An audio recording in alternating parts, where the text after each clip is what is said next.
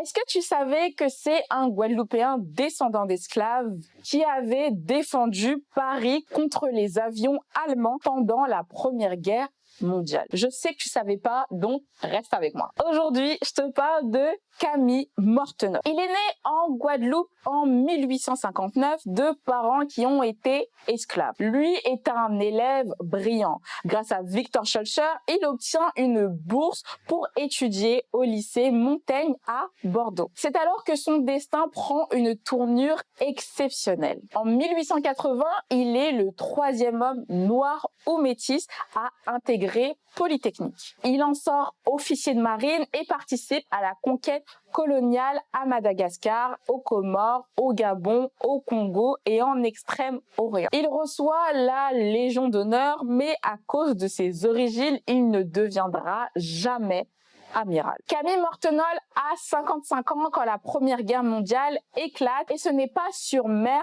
mais sur terre qu'il va s'illustrer. En 1915, il est nommé à la tête de la défense antiaérienne de Paris.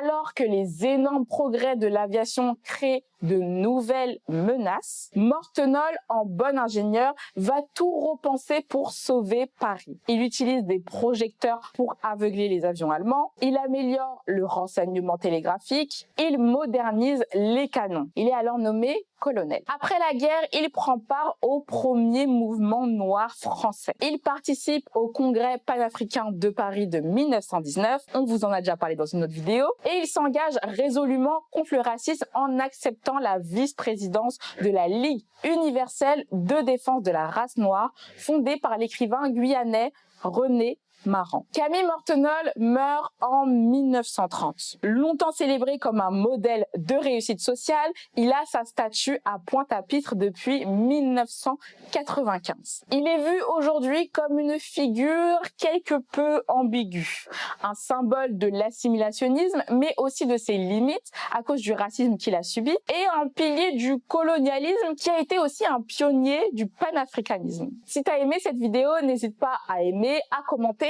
et à partager. Et n'hésite pas à nous dire si tu as d'autres personnes ou événements dont tu aimerais qu'on parle sur cette chaîne.